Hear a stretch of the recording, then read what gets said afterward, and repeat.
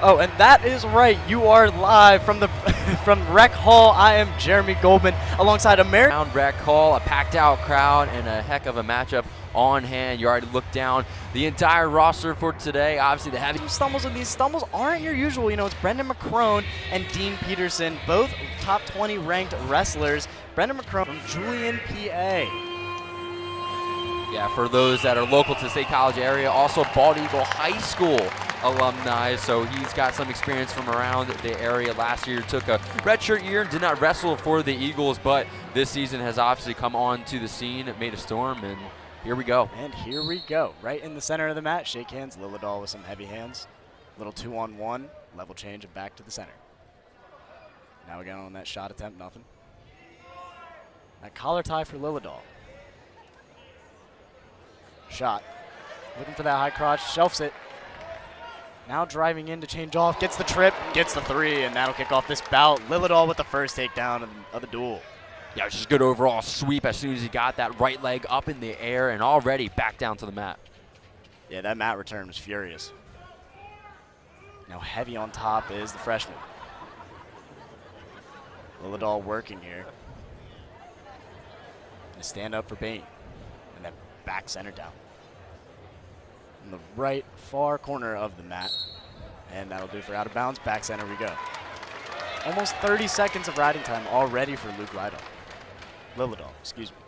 Yeah, it's already swaying his way. And for Cohen Bainey, I mean, last time out onto the mat against George Mason, came out and got the decision 2-1 over Ben Moan and moved on to 12-6 on the season. So again, he's already got himself in a little bit of a jam. Got to work his way out of it. Working off bottom here. Lillidahl heavy on that bone saw. And now takes neutral. First points in the match for Bainey. Gets his escape. Level change, nothing, back center. Now Lillidahl working in on that post collar tie to an overhook, trying to level change, nothing there. Drops him, gets through on the three, and there it is, another takedown for Lillidahl. Yeah, he barely grabbed that left leg and just got the quickness by Lillidahl, switched around, got the takedown, and already with a 5-point advantage. Beautiful execution and finish on that level change for him. Now heavy on top. And there his riding time, minute for him as well, and we are still in that first period with a minute left. He worked on that right arm. Now he's just kind of keep that right leg locked up and down. And for those that don't know, the first period is 3 minutes alongside 2 following that with the next 2 periods. Luke working on that arm bar, now less than a minute. Can hear American University head coach Jason Borelli in the left corner of us. He's a Central Michigan alum in 2005 in his 4th season coaching American. And another escape for Bainey. 4-point lead for Lillidahl. Out of bounds with some extracurricular after. Yeah, watch out, media and everybody else down low. You got to avoid it sometimes. He gets pushed off the mat. But again, Lillidahl showing his aggressiveness early on, not being able, and it looks like we get a whistle and maybe grab Lillidahl in the eye. No, it looks like he's all right. Thought that was a caution there. You got to be careful when you fork and you post off of that right hand, especially with Bainey here almost going to poke him in the eye there. Now collar tie, back center. Little singlet grab there. Short time here. Now they exchange. Snap. Nothing. Back up. Nice low single and shot with his 3rd takedown of the match for Luke Lillidahl. Able to lock up both legs and keep him in the mat circle. So heck of an attempt by there, and that's how he's going to end this opening period. Almost a minute and 50 of riding time and a 7-point lead for Luke Lillidahl. How about that for the freshman? Dominant start. Again, he just came out aggressive. Has gotten a couple single leg shots, and that one to end it, just able to wrap up both. Again, the ability to keep them in play awards them 3. Folger took the words out of my mouth. That was the exact replica of what I was going to say. I don't know how that awareness, there's the escape for Lillidahl. That awareness to be able to keep your foot in bounds is no easy feat. Shot, reshot drill here, back center. Nice little sweep, doesn't get it. And then a snap, looking to circle, get behind, nothing. Double off of that. That was beautiful off of his knee. He took one knee and then drove him through to the ground. Luke Lillidahl for his 4th takedown of the match. When Bainey tried to reset there, he kind of just stood up a little bit on both knees, and then when he tried to stand fully up, Lillidahl saw the advantage and went directly for the shot at the legs, and Bainey just couldn't push him back down. Yeah, you could hear the shock and awe in my reaction in that one as he was on one knee and was able to level change and get him to the ground. Nice takedown from Luke. Now Keep that right foot in. Second period here. And the announcer jinx from Bolger there as he steps out of bounds. Yeah, Connor Duffy, our lead referee today, and then the outside, Scott Lindsay. Lindsay called me out on that one. Yeah. They had to make sure we got it right this time. Thanks to the rest for that. Taking the custom on top, letting his opponent up. For those that don't know, that is a basic cut of your opponent, just cutting them and letting them up. 10-point lead for Lillidahl. Now a minute left in the second period. Level change for both. Nothing and a stall point awarded to Lillidahl.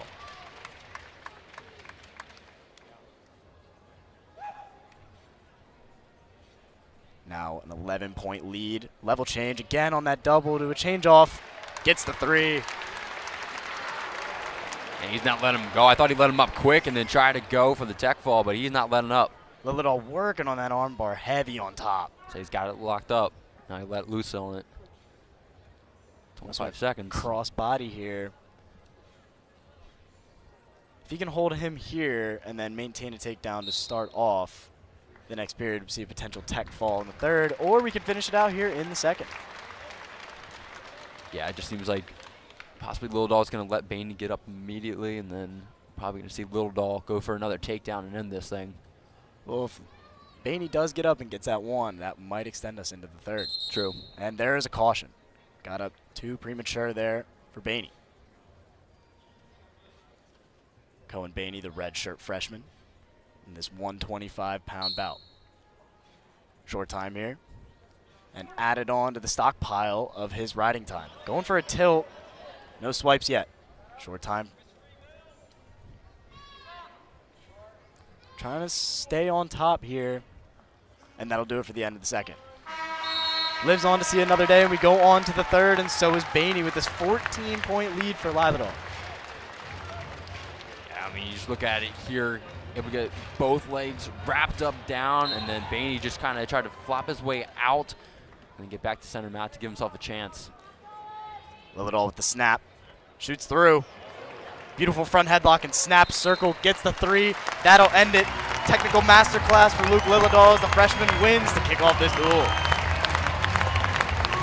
Lillidahl just a dominant showing yet again here from the Nittany Lions. Moves on to 15-2 now on the regular season. And he's just one of those guys that has been dominant again for Cale Sanderson. This is now his 9th tech fall of the season as well.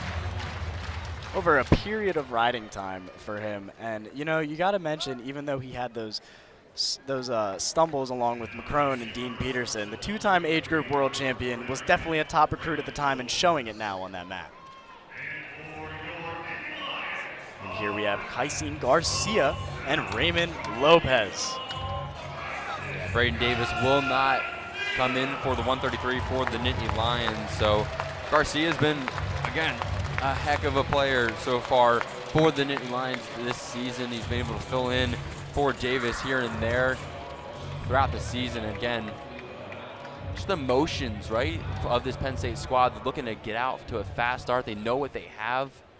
They know what they have here in Rec Hall behind them. For Garcia. Speaking of behind him, one of those being Nick Lee and Bo Bartlett and RBY and Braden Davis, the true freshman Big Ten champ. Plenty of people have been behind this guy at the 133-pound weight class. Some big shoes to fill. Here we go. 5-point lead for Penn State in this duel. Lopez staying low, baiting that left leg for potential low single. Heavy on the level changes, now drops. Back middle we go. Shot, nothing. Back center. Right collar tie for Lopez, and then they break. Potential fake. Lopez is very active on his feet right now. Snap, nothing.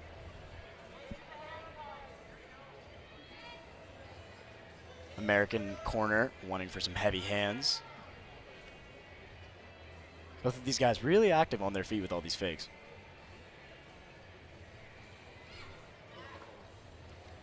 It's harder to settle down when you have, a technical maestro in Lillidahl with that 3 takedowns in the first period, and then here a much slower pace now. Yeah, it's a different pace for both teams to see coming out of the gates, but for Lopez, battled through a lot of injury in the sophomore year, has come back and been, again, a solid rock here in the 133 for the Eagles so far this season. So looking to make a statement here. Ooh, potential low single, gets out of it last minute. Had him just slipped right out of his fingertips. Wouldn't even be a sprawl or a Granby roll. That's just balance and athleticism right there. Good awareness from Lopez to escape. Keeping it 0-0.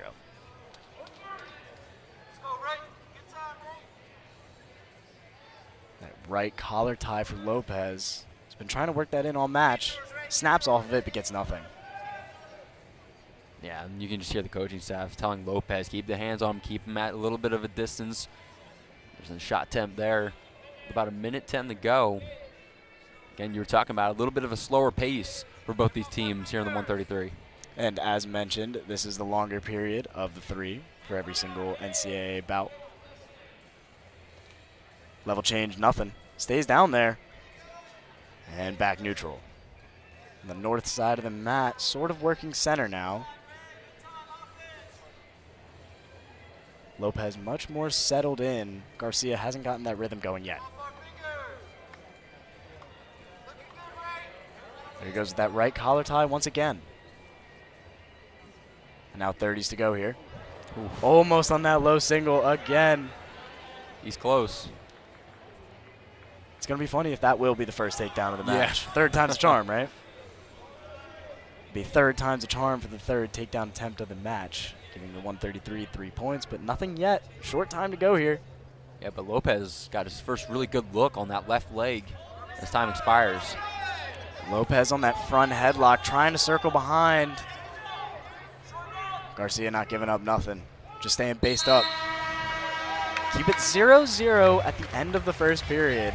Almost don't know what to do with yourself when you have an offensive barrage in the last match and then 0-0 in the next. Yeah, it's a different change of pace for both you and me and then everybody else again around here. But, I mean, for Lopez, that was a really good ending to that opening period for him. Again, got that first really good look for himself and then on that front headlock. Yeah. And there are the first points of the match. Lopez gets to his feet and gets the escape to start off the second period. 1-0.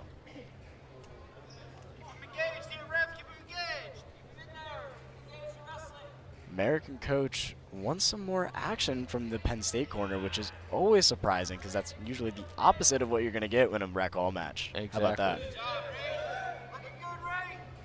Lopez's front headlock snap is beautiful, but with the level change there, he got a fake, got a reaction, didn't do anything out of it. These guys are very active on their feet. There's the low single. Trying to shelf it and drive here. Lopez has it in the air. He's got him hopping back. Here we go.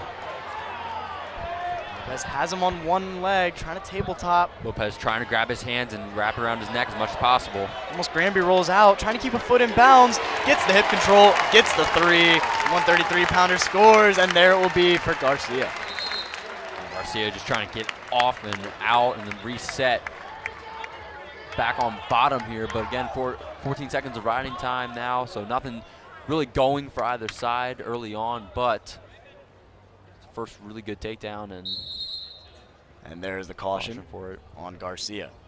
Got too excited after his Fanatic takedown a few seconds ago. For ones that missed it, that was a very nice lightning quick low single.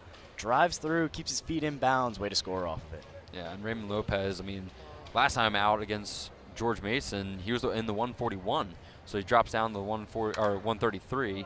Wanted it by decision at 11-9, and he jumped up to 19-6 on the year. So, at 11, excuse me, 11-9 on the season. Yeah. I thought the score was 11-9. I was going to say that's a grueling match almost. Yeah, it was really back and forth. No caution this time.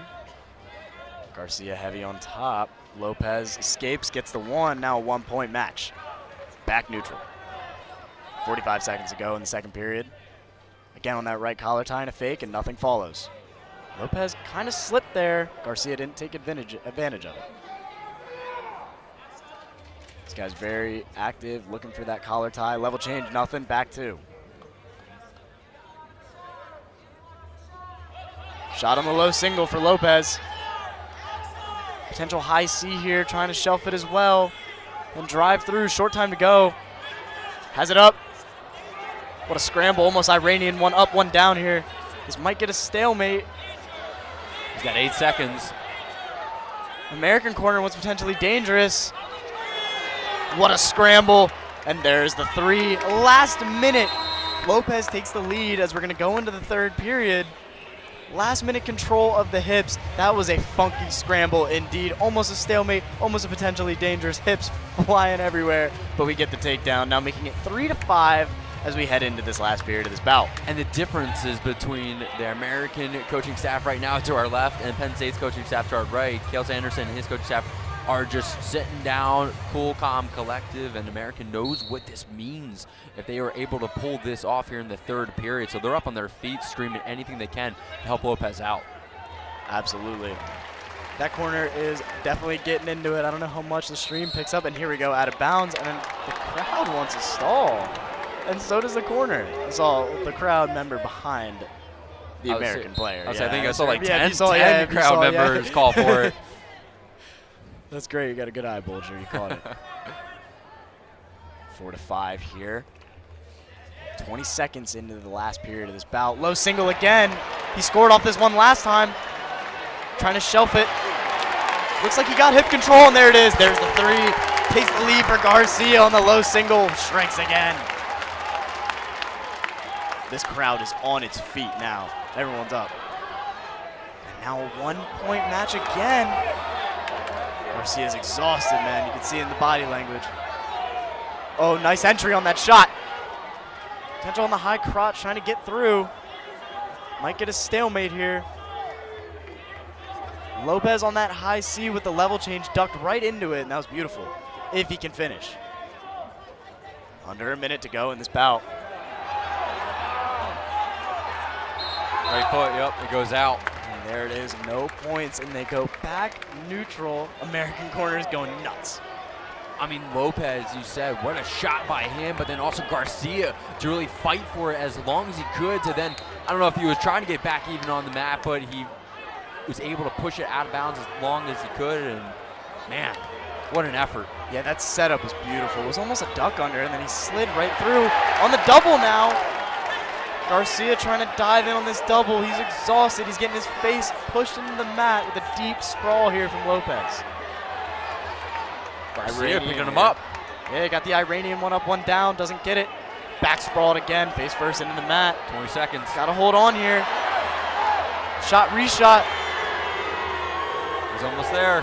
Gets control of the hips. Lopez with the buzzer beater takes the lead by 2 points. This could be it for this bout. What a match, ladies and gentlemen, that was. Oh my goodness. Hats off to Lopez, who wins this bout 7-9 in the most back and forth match, given we've only had 2 matches so far, and the other one was an offensive barrage.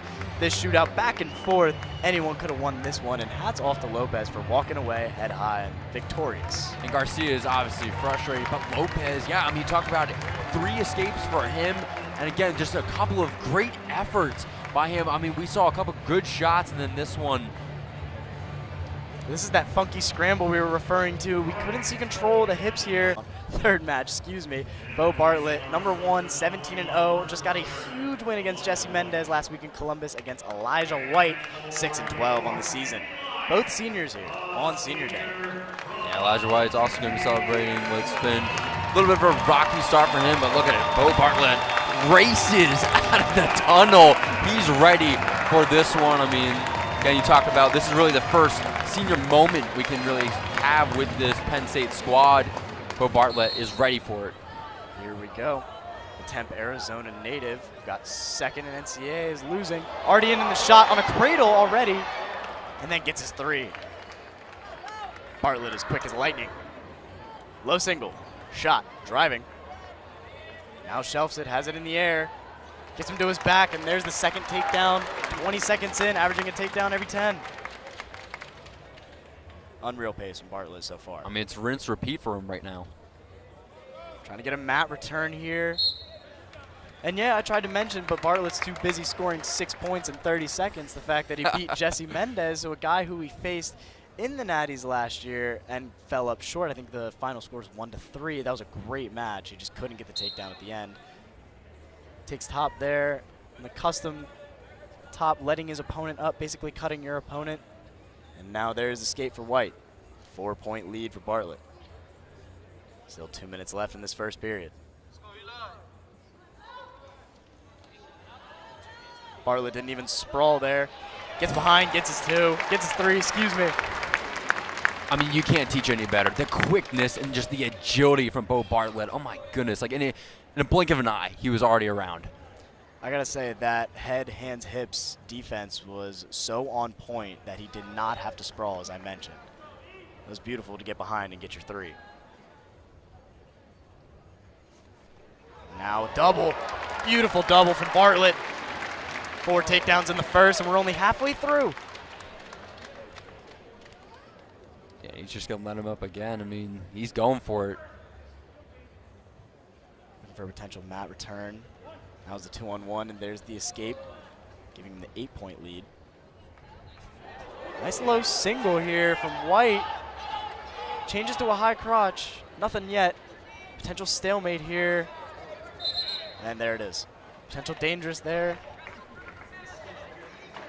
Ref's very quick on that spot. Hats off to the ref for that one. And now back middle. Working on that collar ties, Bartlett. As mentioned, Temp, Arizona native.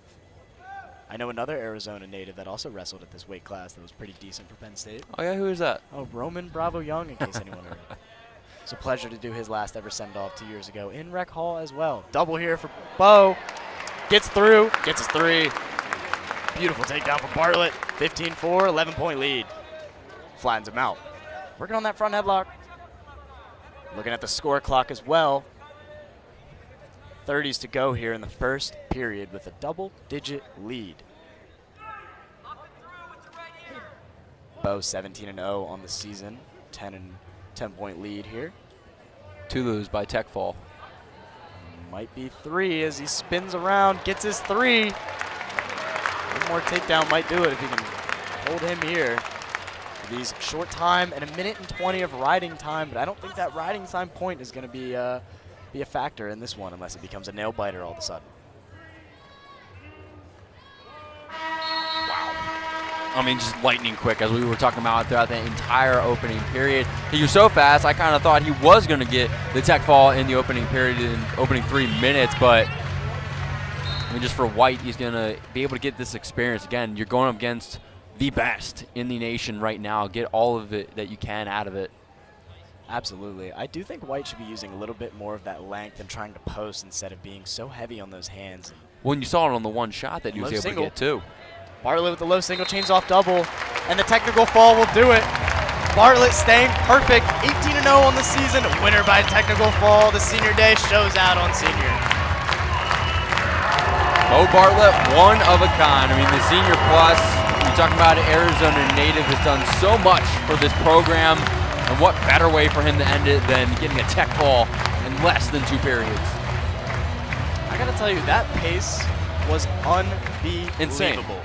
Insane. The conditioning that Cale Sanderson and his staff have these guys going through is a result of that. And now we know this Penn State squad is as deep as it gets. Everyone ranked inside the top 10, Shane Van Ness being number 2, 16-1 on the season.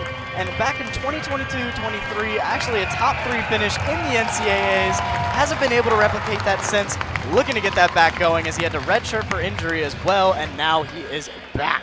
Shane Van Ness, 16-1 on the season, as mentioned, number 2 in his weight class, looking to get it going and keep the win streak alive for Penn State. Yeah, and so far this season, I mean, he's won 5 of those with pins, and that is tied team leading right now. So he works quick. See if he can't get the job done here. Van Ness with the 2-on-1, almost shot through. Was working on a Russian tie in the beginning, and then a snap.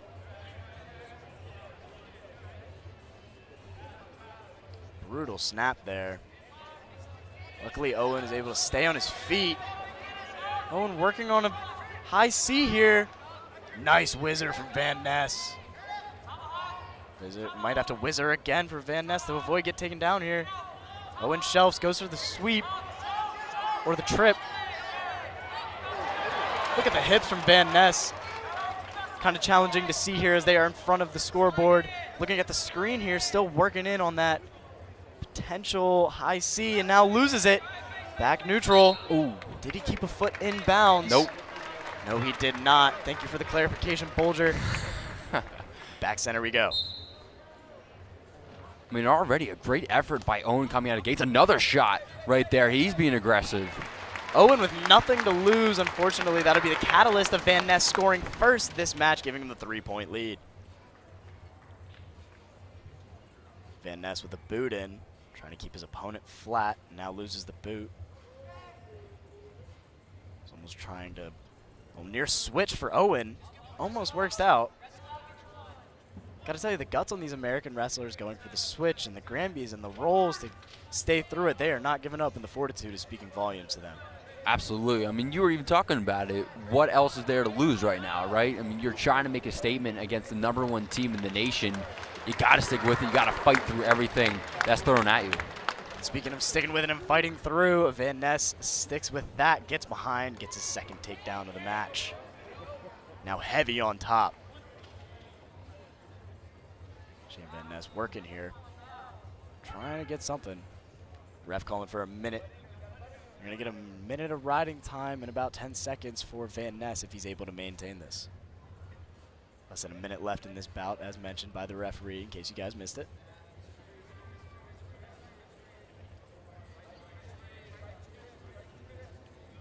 Hearing the American corner to the left of me is telling him to fight the hands and build that base. Not as easy as it seems when you have a 2 years ago top 3 in the nation person on your back. Man, he fought all the way back up just for Shane Van Ness to trip him on that right ankle. Going for the tilt, but his hips stay with. Might roll through, swim to that half. Needs a little bit of he just needed a little push. Van Ness looking for that fall, swimming to a half here. Short time in this bout. Owen's fighting. Van Ness looking for the pin here. Oh, he's almost got him. Short time here, 4 seconds to go. Rec Hall's going nuts. 3. And he doesn't get it. What a fight from Owen. Got his full count, as Bolger mentioned. You can hear this crowd is on its feet as well. He almost had that fall. And as Bolger mentioned earlier in the beginning of this match, Van Ness leading the team in falls, or tied with the team lead in falls. Maybe want to take the lead if he's able to pull one off here. Yeah, we got to get through the entire day, but he's already trying to make an early statement and coming out with a better lead than Bo Bartlett did just a weight class ago. Which honestly is crazy to think about, because I could barely keep up with that Bartlett match. Almost a potentially dangerous, weird. This is a standing 1 up, 1 down. And also the rule is if you don't return the wrestler once they stand up within 8 seconds, that is a stall. Ref puts his hands up for a stall. Owen's high here. Has a boot in, but also is locking the hands. I would believe that is a locking the hands. No call yet. Nothing from the referees just yet, and there it is. And there it is, the stalemate.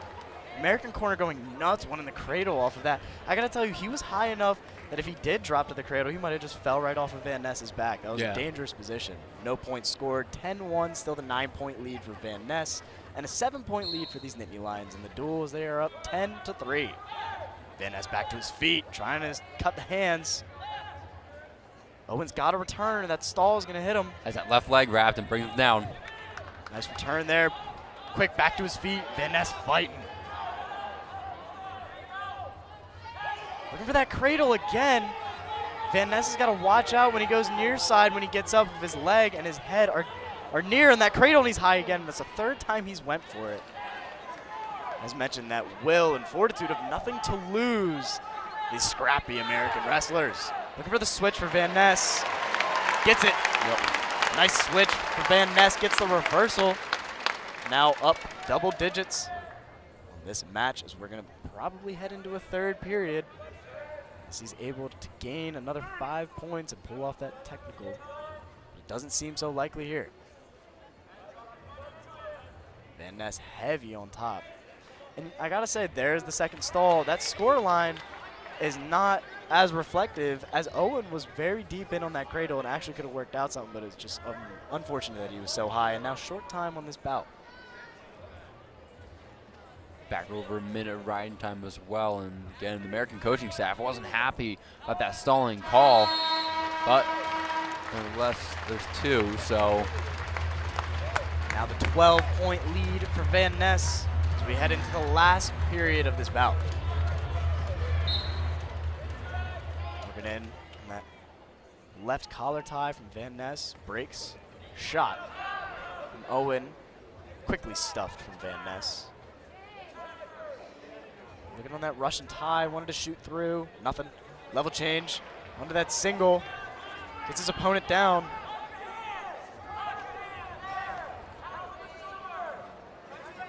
The American coach giving some good advice for Owen, trying not to get taken down here. He's fighting. Van Ness might have got hip control here. Another funky scramble. You can see, other than Bo Bartlett, the amount of cautious and relaxed pace in their prowess. And there is the 3 points, giving him the technical fall.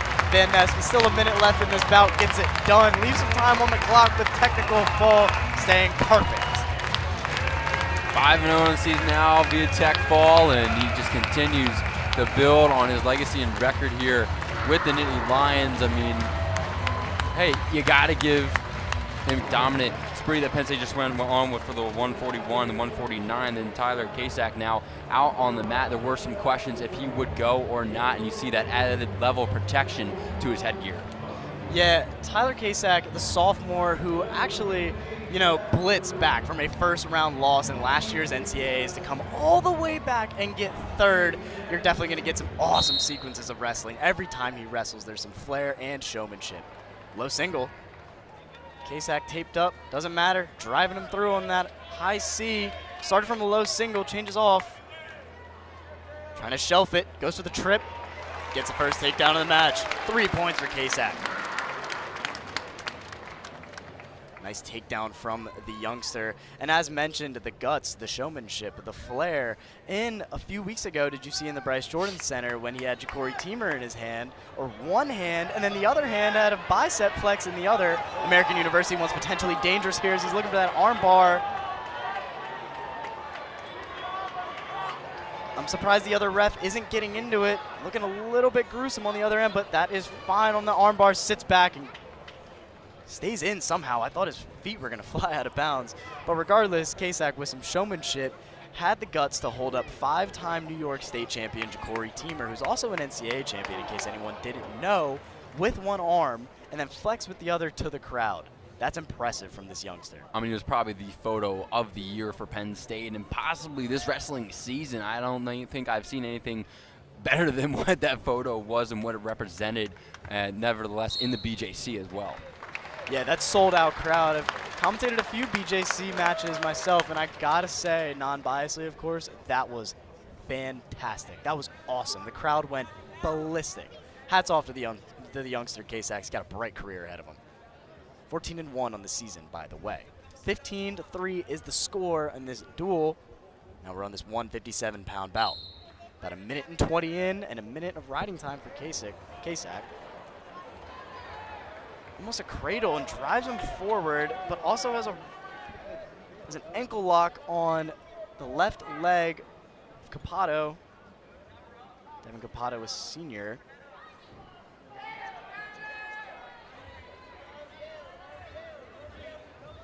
Near bonesaw into the mat. There's the escape for him. Kasak on the double lifts, executes and gets the 3. Flawless double leg from Kasak. Now a bow and arrow tilt. Getting his swipes. Gets the full count. Potential fall from that bow and arrow would be fantastic here. Can't see with the ref in my way. Looking for that fall. Kasak looking to add some more flair and showmanship. So Muscad just needs a little push. That young career already. Here he goes. Off of that bow and arrow to the swim. Gets the fall. Tyler Kasak kicks off the first fall of the duel, other than technical fall. Shout out to the sophomore who wins on senior day. The youngsters showing up and showing out. Third in of the season. He puts up both arms, and as you said, young buck coming out here making the statement of the match for Penn State. My goodness, just what a move, and then again, just got it a little bit of leverage towards his way, and that's how he caps that one off. So as you can see when he elevates off of that leg, you can really see on that bow and arrow, it's definitely an awkward angle, and obviously a little tape on his head. As anyone knows that's been injured in wrestling before, you don't get a Band-Aid or anything aesthetically pleasing. You get some tape on the front of your head and a little gauze to go along with it. But that being said, this has been a fantastic first half of the duel. I am on the edge of my seat along as this crowd and my color commentator and friend Michael Bolger. But with that, we aren't going anywhere. This is Penn State versus American. They are up 15-3. But with that, we're also going to go, don't forget, there's BJC, but here in the rec call, it has been a one-sided affair going in favor of the blue and white. You see Luke Littledahl in the 125 winning it 20-3. Then Lopez sticking with it against Garcia with a nice 9-7 after 3 periods. Bo Bartlett finishing it off quick. Shane Van Ness doing the same. And Tyler Kasak with the weight class and the finish of the day, getting a pin into 19. So that's what we had. Now what's coming up is Mitchell Messenbrink, the #1 wrestler at the 165 weight class.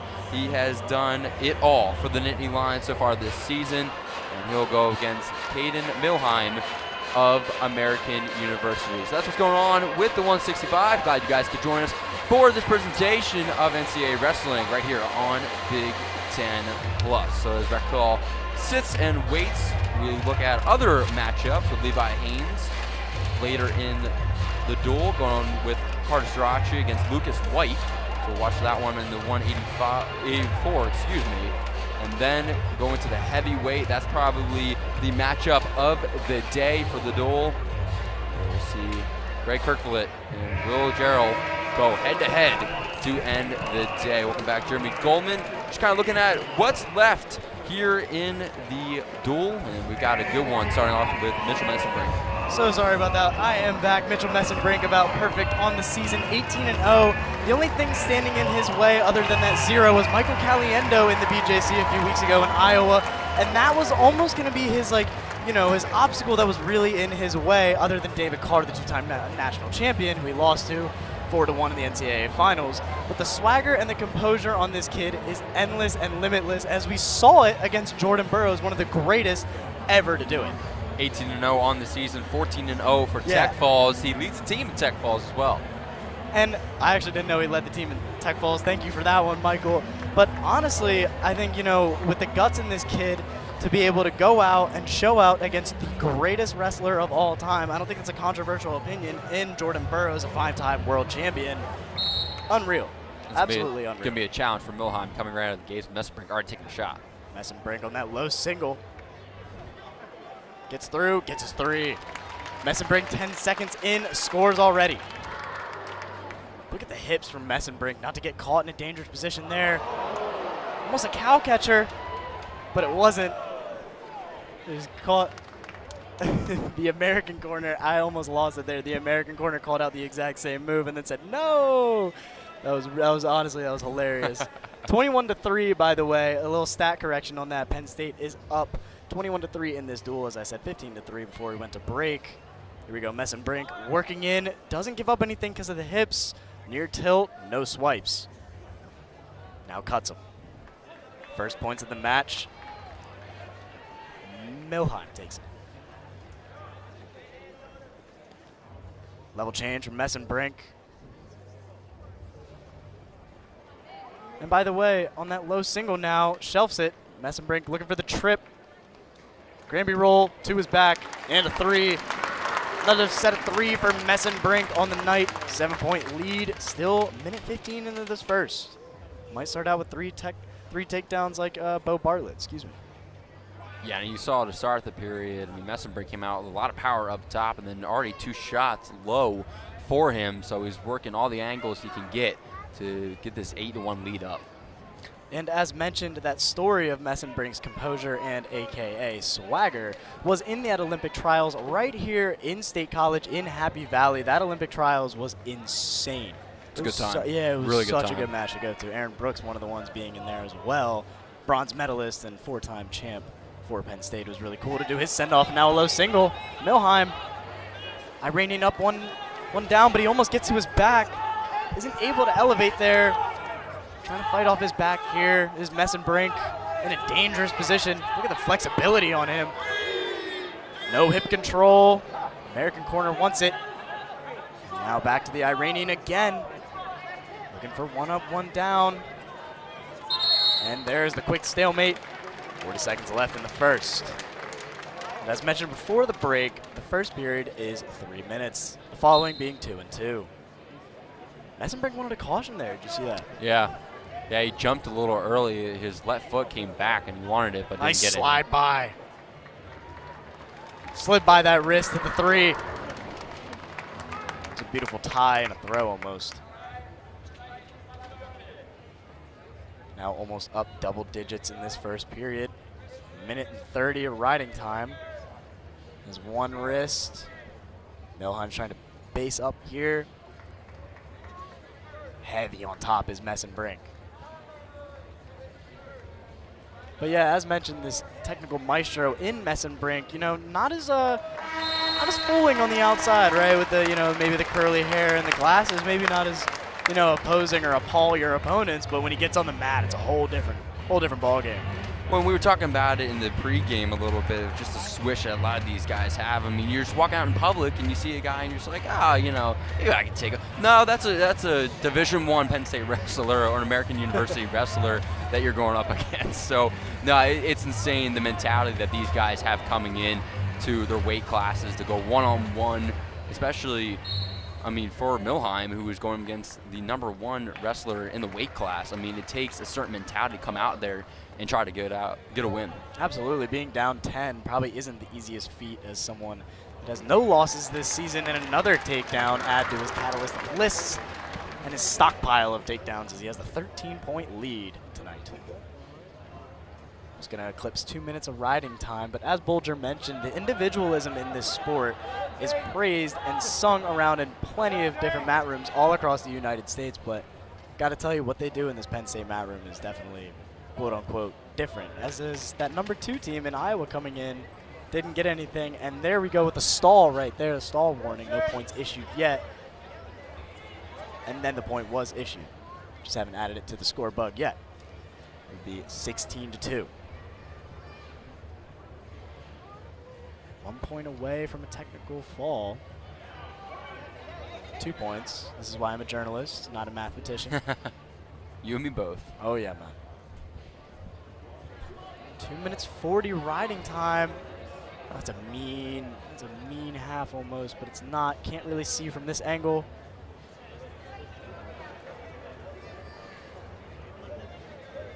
It's almost like, you know, in like UFC when you do like a choke, obviously it's around the neck. In wrestling, what makes anything legal, if it is like a form of choke similar to what you're seeing now, there has to be an arm in the way or there will be a potentially dangerous call very quickly.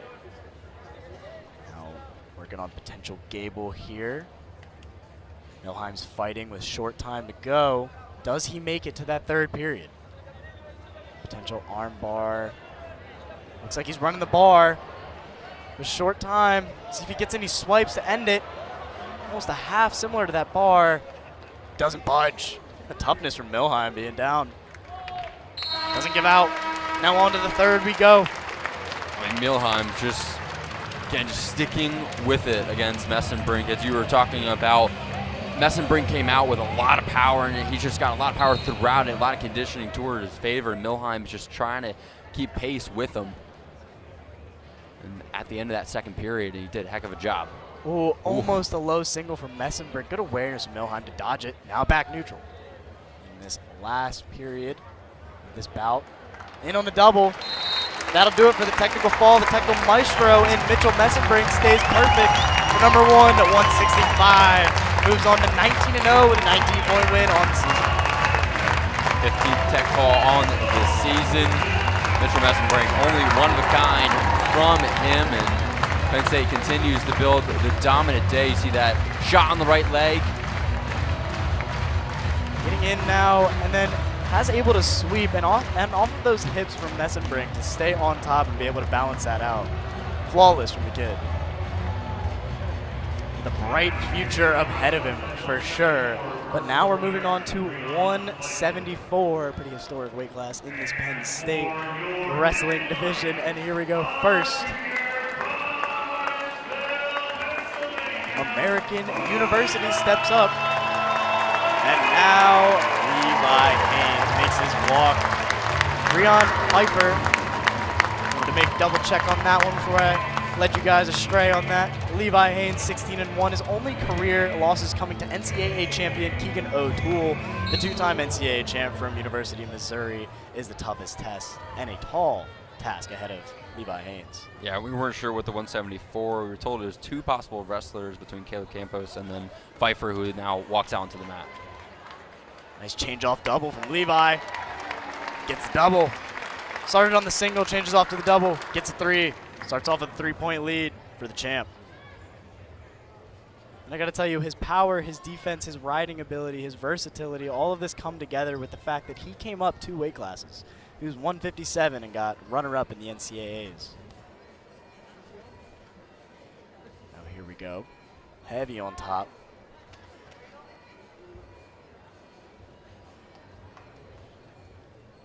Got to tell you, not just moving up 1 weight class, it's not easy. We're watching Braden Davis trying to fill in for the 33 weight class. Levi went up 2, by the way.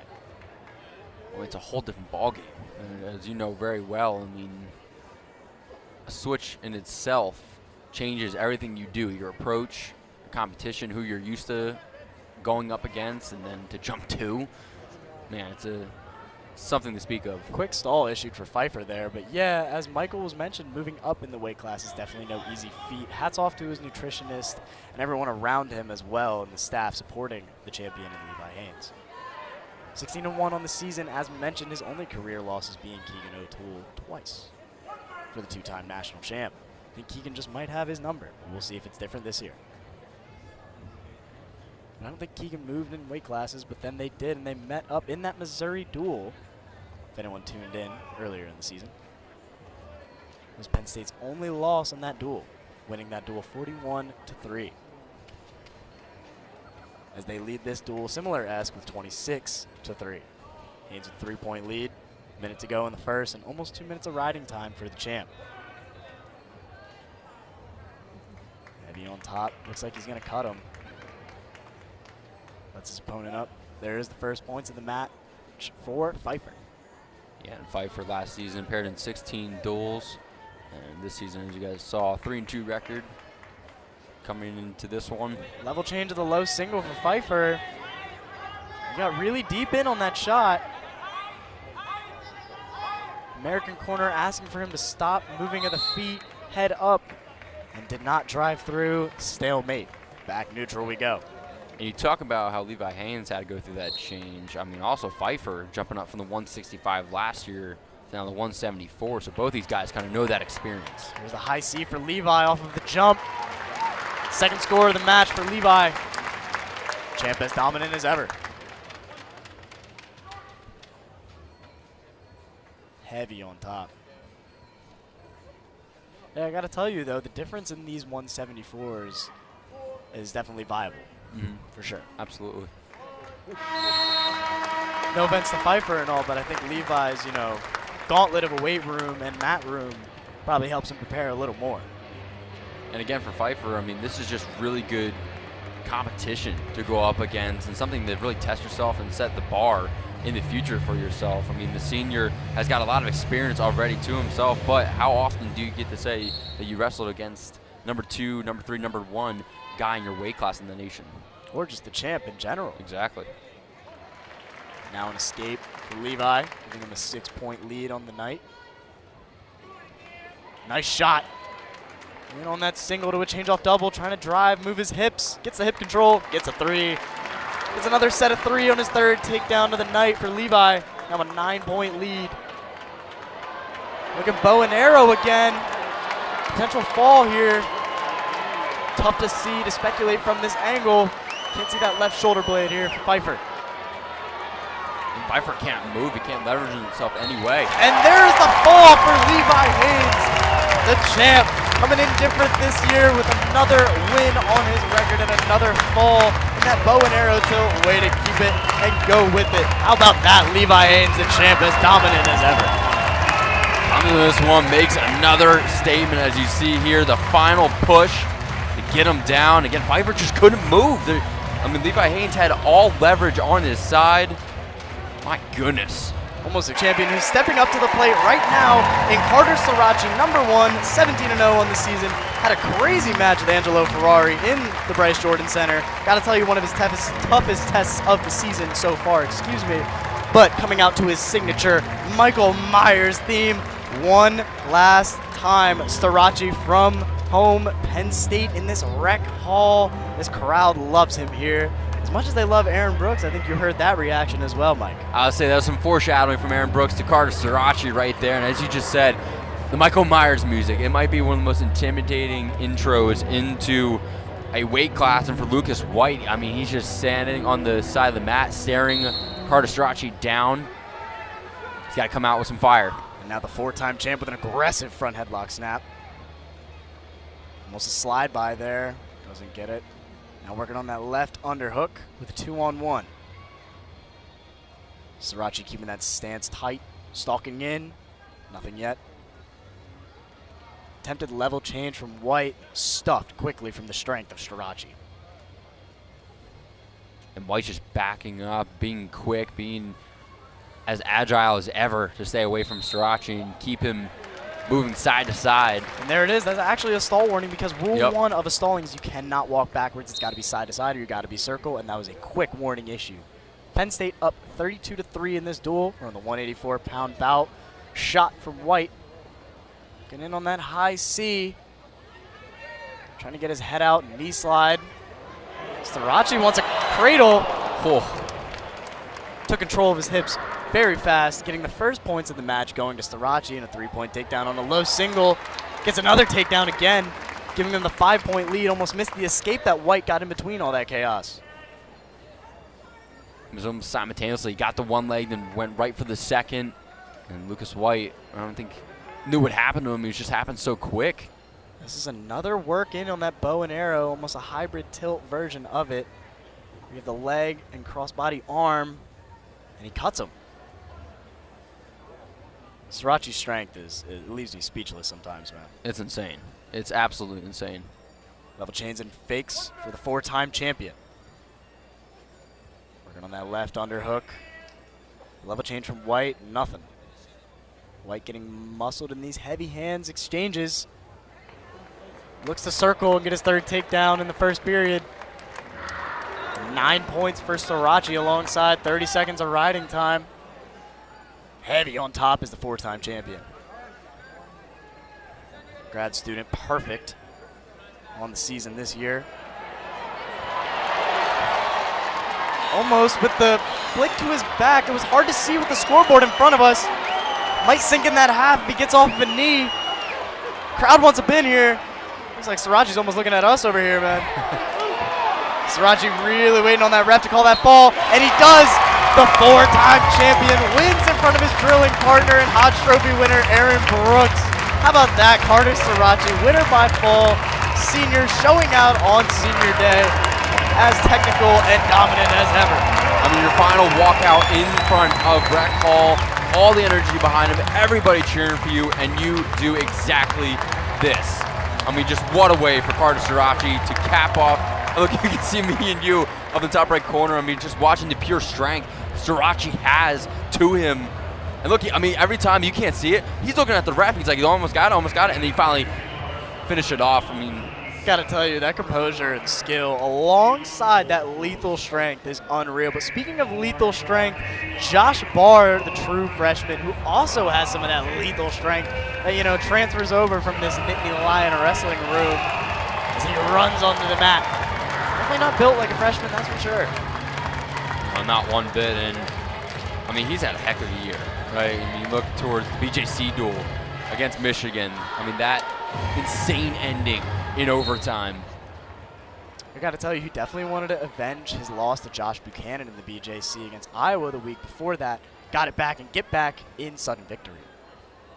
Now Josh Barr heavy on that front snap.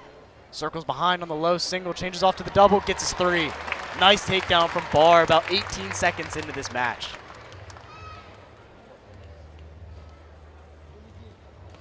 Nice mat return, an aggressive mat return, but a quick back to his feet. Volkless is up and at him. It's high energy for some 197 pounders. These are heavy guys. You ever watch a Max Dean match? Quite the opposite of that. Almost a cow catcher. Oh my goodness gracious. The technique, the awareness. He's got it. Might have him stuck. Oh my goodness. Gets what an the effort. Full count. Got his full count there as he caught him. There's the escape. Loses his footing from under him. Gets his first points of the match though. Deep double. Gets a foot in bounds and keeps it. 3 points straight to his back. And he gets the quick. Oh, Josh Barr. Lightning fast and lightning perfection. How about that? Execution, swagger, and fortitude. Oh my goodness gracious. Josh Barr wins via fall. Back-to-back falls in Rec Hall. Didn't get it the first time, went for the double as you said, and said, you know what, why don't I try this one more. NCAA champion, perfect on the season, 6 tech falls, 5 falls, and 1 major decision. 15-0 is Greg Kirkley, the senior who also looks to show out on senior day. Can we end with 3 falls in a row? Tune in now to find out. It'll be something to end senior day for the Nittany Lions, and we talk about the substitution that happened here. William Jarrell, we thought was going to go today for the ranked matchup. It's Ulrich, who is on the opposite side now from Kirkville, but I gotta say, Kirkley, the redshirt senior, number 2 in the weight class. There's a reason he's number 2, and former Buffalo Bills player and gold medalist Gable Stevenson sitting pretty at 1. Nice low single from Kirkley. Rises 2, almost a Granby roll to his back, gets his 3. Quick takedown from Kirkley.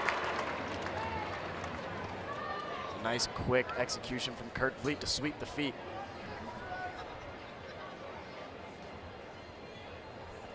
And as mentioned, the other heavyweights in this division alongside Nick Feldman is one of them, who's also an Ohio State alum. Ben Cooter is another one alongside in Iowa, who Kirkley had his way with Cooter, but as well on Feldman, who he did not get to wrestle in Columbus last week. Very excited to see that matchup. Kirkley has the edge in that matchup, however. Heavy on top, looking for a boot. You don't see heavyweights throwing boots very often. 44-3 in this duel. Unless American pulls off a 41.1-point win, I think this might be 99.9% sealed and shut and done. Kirkfleet heavy on top here. I'll tell you an underappreciated trick other than cross-facing the heck out of your opponent one on top. You see him grabbing the fingers, can you see on that side? That is, you know, it's not against the rule book, but it's definitely not a pretty rule, that's for sure.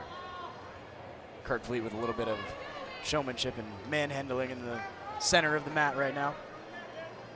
Minute plus of riding time. 3-0 lead. Videographer in corner for American wants their wrestler to get up to their feet, in case anyone missed that one.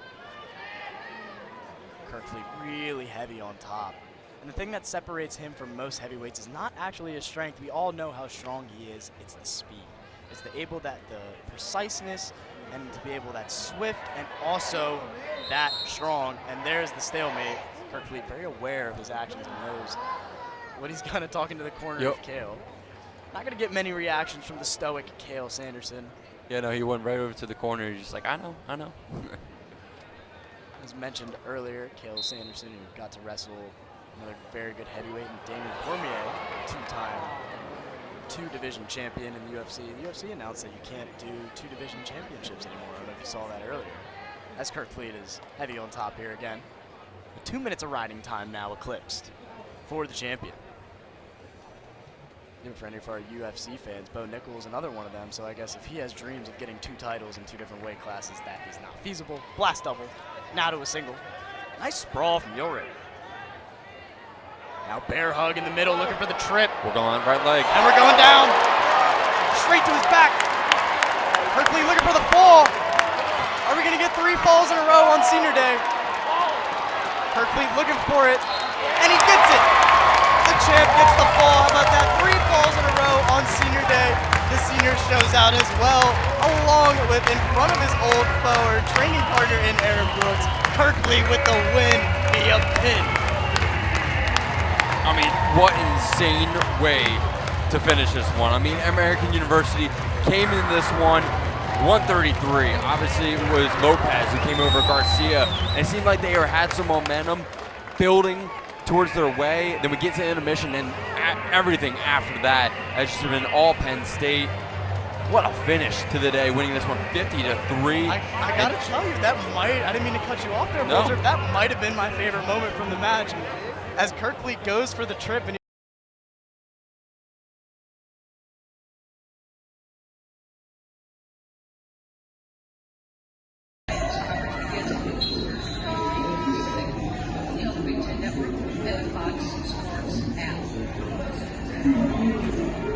Thomas checking in for Northwestern. 37-22. Other than that big stretch a few minutes ago, very impressed when they come out in the second quarter. Yes, except that dribble, and now it'll be a half-court set for Maryland.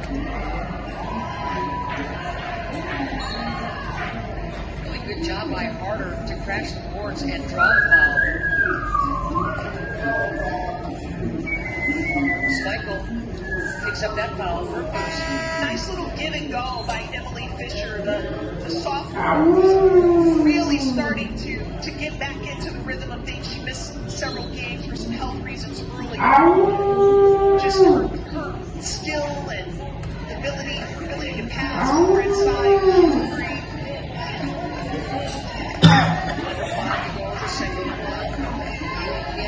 Shake the defender. So that'll be an inside game and presence. And immediately Thomas makes her presence felt. Across the board, Northwestern has a size advantage against Maryland. They have this rotation of 5 different post players who all have different sets of strength, whether it's the ability to shoot outside like Walsh and Sullivan, or score inside like Thomas. Nice answer by Daly. I really like her game off the bench.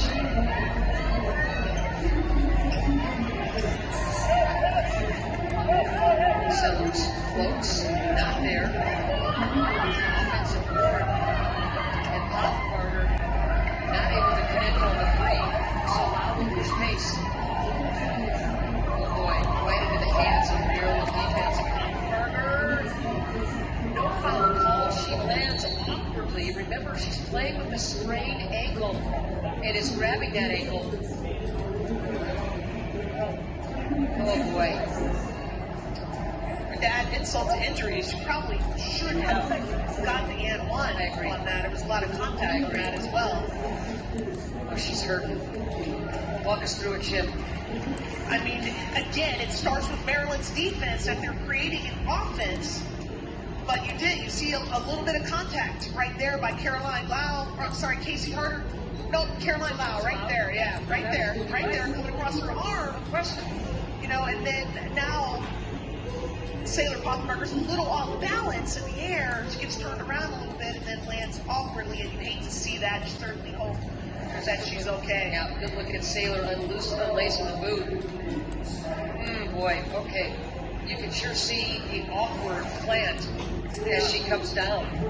It was a heck of a finish, wasn't it? It was great focus. I mean, you saw her head on the rim the entire time, her eyes on the rim the entire time, which is exactly what you want. You don't want to be looking at the defender when you're an offensive player going up for a layup. But the story, the whole story is really the turnover in the first place. It's just an unnecessary risk that Carolina took, making a pass transition, and that's been the depth of Northwestern so far. Daly has just been smart, hasn't she? She was the first one out today before the game. She was out easily an hour and a half, hour and 45 minutes before the game. She looked at the gym, announced the shot that she was working on over and over again.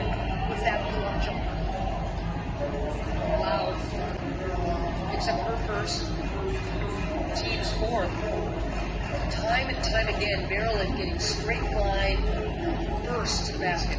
And you know that's got to be killing Joe McEwen because he is one of the extraordinary defensive coaches in the country. This man has won championships in every league